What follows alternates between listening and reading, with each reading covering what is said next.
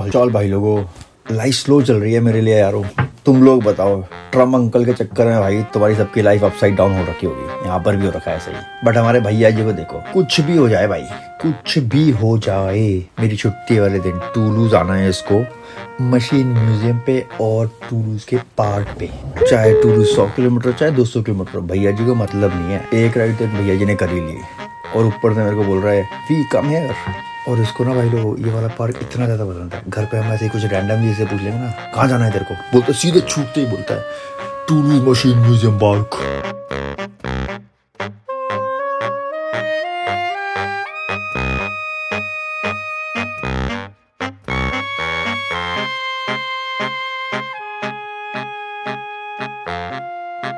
यहाँ मैंने सोचा मैं थोड़ा स्मार्ट बन के ना छुप जाता हूँ, इसको डराऊंगा।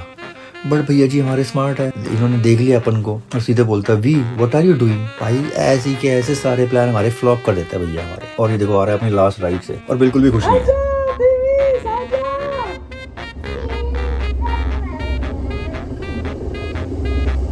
कह रहा जाने से पहले एक बार मेरे को मशीन दिखा दो। और ना भाई लोग आजकल थैमिस एक छोटी सी मिस्टेक करता है, ही और शी के लिए, एवरीबडी और नोबडी के लिए। और ऐसा ही है आजकल हम ना इसको एक बुक पढ़ा रहे हैं, इंटीमेट बॉडी पार्ट्स के बारे में बताती है, कौन इसको टच कर सकता है, कौन इसको टच नहीं कर सकता। प्राइवेट पार्ट्स जो तुम्हारे होते हैं ना, वो कौन टच कर सकता है, कौन नहीं टच कर सकता। जो अभी से तो सिखाते पता रहे भाई कौन टच करेगा। The she is a she, yeah. We know that. और उस बुक के बाद ना भाई मैं हमेशा पूछता हूँ, मैं बोलता हूँ थैमिस who can touch your private parts. तो भैया जी सीधे बोलते हैं एवरीबडी। और मैं और तुम जोई तो भैया फुल हंसते हैं, क्योंकि भैया हमारा छोटा सा भाई है, हमारा कंफ्यूज है वो नोबडी और एवरीबडी से भी। और अचानक से उन्होंने देखा भाई कोई आवाज लगा रहा है मेरे को पीछे से, कह रहा वी वी वी, और अपने हाथ दिखा रहा है ऐसे, कह रहा वी काला काला, वी काला मतलब भाई हग। असली तो बात ये है भैया जी को आना था गोदी में, गोदी में आके मेरे को ट्रिक कर रहा था कि जो ये जा पाए मशीन म्यूजियम को किस देने के लिए।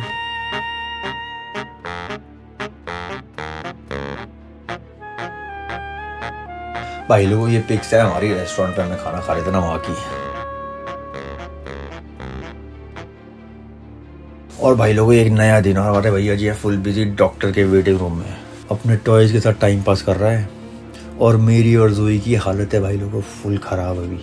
भाई लोगों ये वही दिन है जहाँ मेरा सेकंड एपिसोड शुरू हुआ था डिप्रेशन का, और इस दिन के चक्कर में भाई फुल डिप्रेशन मोड में दोबारा आ रखा हूँ अभी मैं। ये देखो हमारा भैया स्टोरी बना रहा है, और इसके पेरेंट्स की तो भाई लोगों एक नई स्टोरी बन रही है। ओह सो क्यूट भैया। और मेरी लेडी भाई लोगों अभी तक फेक करने में पूरी कामयाब हो रखी है बिना रोए। बट भाई लोगों जल्दी ही सब कुछ चेंज रहेगा हम दोनों के लिए, स्पेशली फॉर मी और जोई के लिए। इस मोमेंट पे she is okay until doctor ने भाई एग्जामिन करना शुरू किया। उसने डॉक्टर ने अचानक से पूछ लिया तेरी हार्ट बीट्स बहुत ज़्यादा तेज चल रही हैं, एवरीथिंग इज ओके। यही भाई लोगों वही टाइम था जहाँ पे सब कुछ फकअप हो गया, क्योंकि जो ये डॉक्टर है ना ये जोई के भाई का फ्रेंड है, और जोई की मम्मी का भी फैमिली डॉक्टर है। जैसे हमारा मेन डॉक्टर है वैसे जोई की मम्मी का भी डॉक्टर है मेन। और भाई लोगों इसको हर चीज़ आजकल काका मतलब कि भाई पॉटी के बारे में ही बात करनी है, या काका पीपी करा लो इसके बारे में बात करनी है इसको बस। तो भाई लोगों ऐसा हुआ हमारे साथ, जब रोज ने जोना शुरू किया डॉक्टर के सामने तो उसने मेरी तरफ देखा और मेरे से पूछने लगी क्या बोलूं।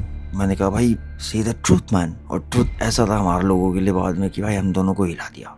ऐसा हुआ था कि भाई उस दिन जब डॉक्टर के केबिन के बाहर जब कार पार्क कर रहे थे ना उसकी पार्किंग में, जब जोई को एक मैसेज आया, और वो था उसकी मम्मी से, जिससे हमारा कोई कांटेक्ट नहीं है भाई लोगों 2 या 3 साल हो गए हैं। स्पेशली जोई की तो भाई हालत ही खराब हो जाती है जब भी कोई कांटेक्ट होता है ना उसकी मम्मी से। हाँ मैसेज ये था कि जोई की mom said she is outside in the parking of doctor cabin and she want to see Joey but don't want to be intrusive.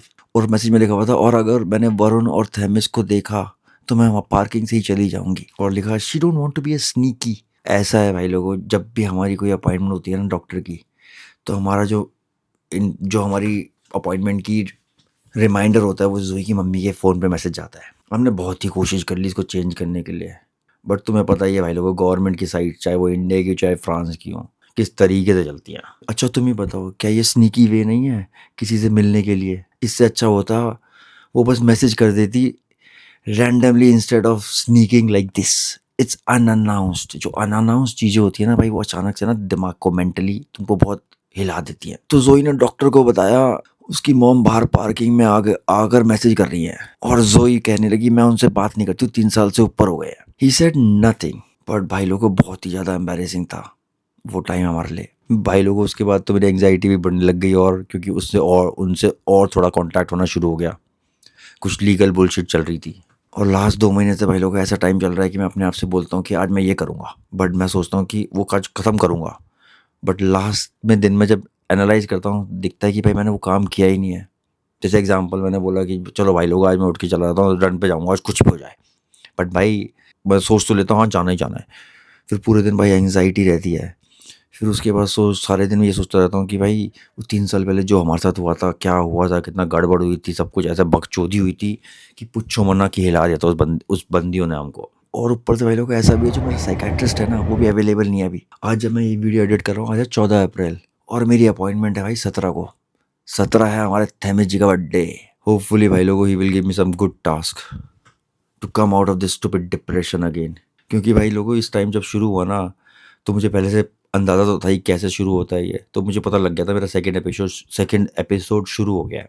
क्योंकि मेरे को पहले ही साइकेट्रिस्ट ने मेरे को वार्न कर दिया था, कह रहा है ये तुम्हारा एपिसोड कभी भी दोबारा शुरू हो सकता है, कुछ नहीं पता किससे तुम्हें किस चीज़ से पिंच होगा और शुरू हो जाएगा। और तुम्हें पता है भाई लोगों, मैं इतने करीब था अपनी एंटी डिप्रेशन मेडिसिन को छोड़ने के लिए, मेरे 5 दिन बचे हुए थे। मैं पहले क्या करना पड़ता था कि पहले मैं एक पूरी मेडिसिन लेता था मैं, पूरी, फिर उसको मैंने आधी करी, फिर आधी की आधी करी, मैं उसको बस छोड़ने पे आ गया था कि लास्ट डे आ गए थे।